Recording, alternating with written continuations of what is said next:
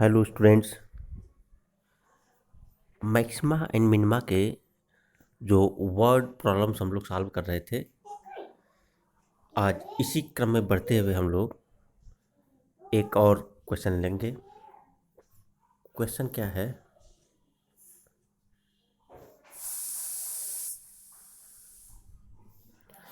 सिद्ध कीजिए कि न्यूनतम पृष्ठ तथा दिए आयतन के लंबवृत्तीय शंकु की ऊंचाई आधार की त्रिज्या की करनी में 2 गुना होती है। यहाँ पे आपको पृष्ठ न्यूनतम दिया है, यानी जो कर्व्ड सरफेस एरिया है वो मिनिमम दिया है और वॉल्यूम जो है वो फिक्स्ड है।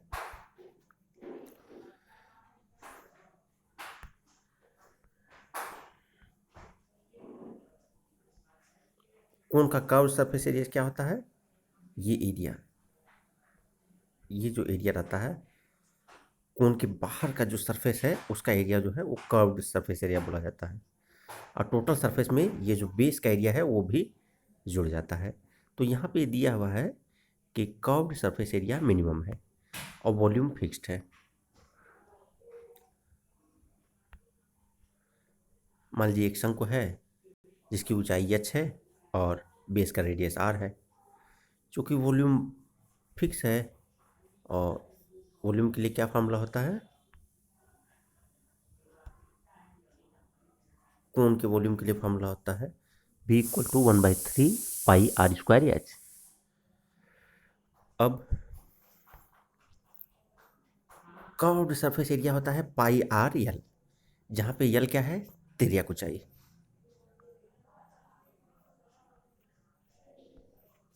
ये जो ऊंचाई होती है ये यल होती है। ये ऊंचाई h है और ये r है।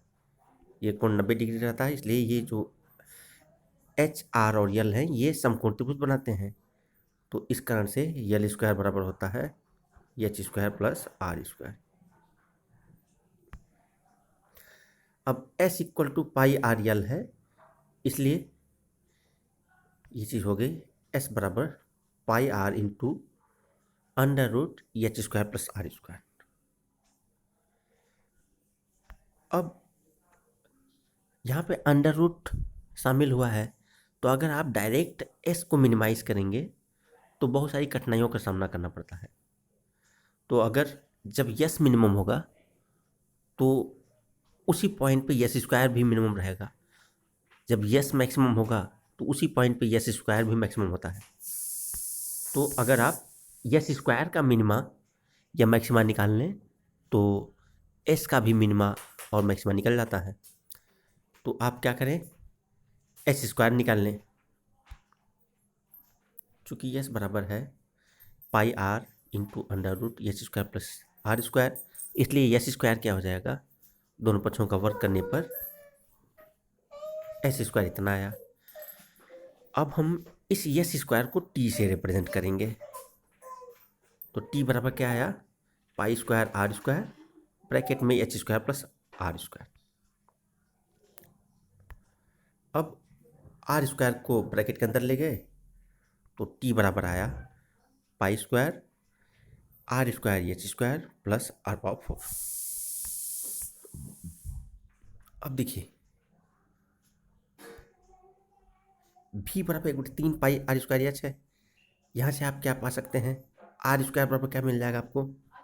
पक्षांतर कर दें तो 3v/पाई एस मिल जाएगा।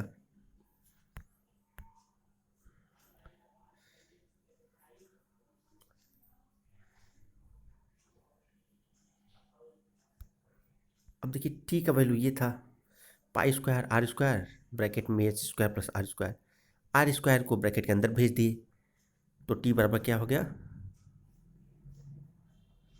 पाई स्क्वायर ब्रैकेट में R square H square plus R power 4। अब आर स्क्वायर का जो वैल्यू अभी हम देखे थे फिर से एक बार निकालते हैं। भी बराबर है 1/3 pi R square H, R square बराबर 3v/पाई एच। अब आर स्क्वायर के जो ये वैल्यू है 3v/पाई एच उसको हम पुट कर दिए तो इस वाली इक्वेशन में जहाँ भी आर स्क्वायर है वहाँ पे आप क्या पुट कर देंगे, 3b/πh।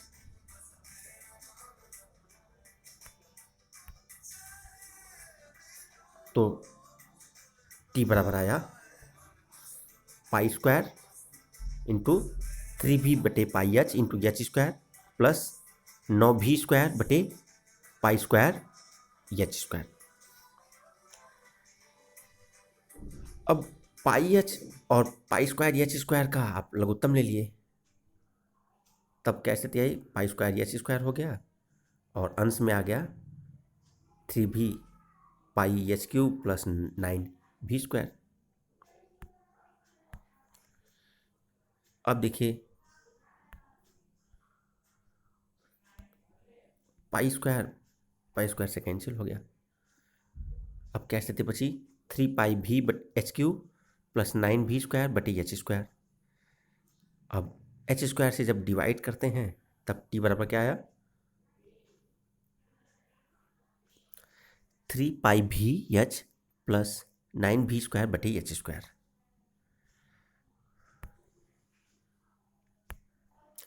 जिस पॉइंट पे एस मिनिमम होगा उसी पॉइंट पे एच स्क्वायर भी मिनिमम या मैक्सिमम होगा। तो अगर यस मिनिमम है तो टी भी मिनिमम होगा, और टी मिनिमम है तो dt/dh उस पॉइंट पे 0 होना चाहिए।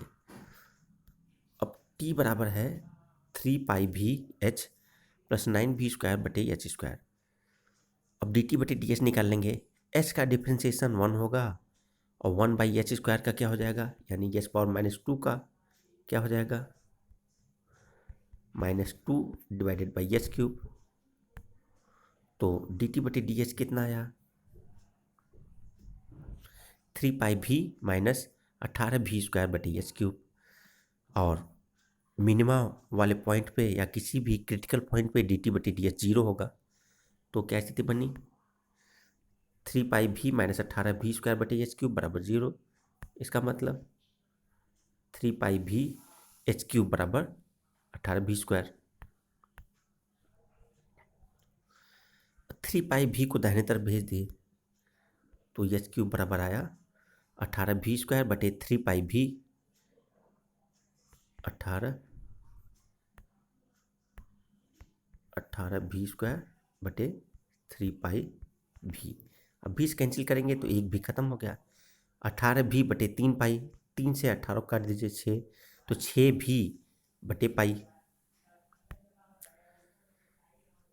तो h³ बराबर आ गया, यहाँ पर हमने लिखा है 18v/3π।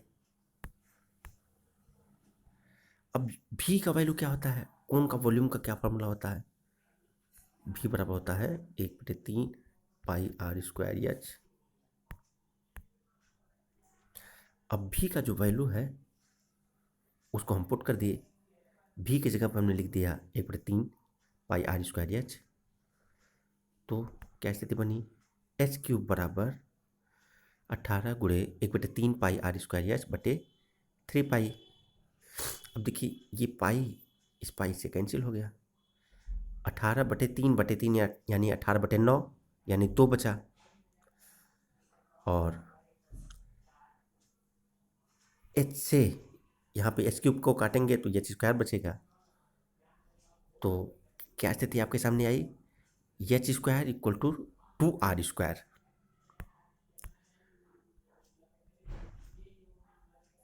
इस चीज़ को हमने यहाँ लिखा है h³ = 2r²h। फिर h को कैंसिल कर दिए तो h² = 2r², यानी h = r√2, यही सिद्ध करना था। अब s को मिनिमा दिखाने के लिए, s इस पॉइंट पे मिनिमा है, इसके लिए आपको डबल डेरिवेटिव भी निकालना पड़ेगा। तो dt/dh आपके सामने था 3πv माइनस 18v²/h³। इसका h के सापेक्ष एक बार पुनः अवकलन करने पर 3πv वो कांस्टेंट था इसलिए उसका अवकलन 0 हो गया। और देखिए बटे h³ है, यानी कि एच पावर -3 है। एच पावर -3 का अवकलन क्या होगा? -3/s⁴। इसका वैल्यू पुट किए तो क्या स्थिति आई? d2t/ds2 = 0 प्लस 18v² × 3/s⁴, यानी 54v² v² भी पॉजिटिव संख्या है, s⁴ भी पॉजिटिव संख्या है, यानी d2t/ds2 पॉजिटिव आया। इसका मतलब क्या हुआ? d2t/ds2 पॉजिटिव आया, यानी कि इस h = r√2 के लिए ये जो t है वो मिनिमम है। It means t is minimum when h = r√2। और t किसके बराबर है? सरफेस एरिया के स्क्वायर के बराबर है। s और s² साथ में मैक्सिमम और मिनिमम होंगे, इसलिए जिस पॉइंट पे t मिनिमम रहेगा उसी पॉइंट पे s भी मिनिमम रहेगा। इसलिए जब h = r√2 रहेगा, इसी h = r√2 के लिए s भी क्या रहेगा, यानी कि कर्व्ड सरफेस भी मिनिमम रहेगा। अब इस प्रॉब्लम को हम लोग पूरी तरह समझ चुके हैं। इसको एक बार आप स्वयं लगा के प्रैक्टिस कर लें। Thank you.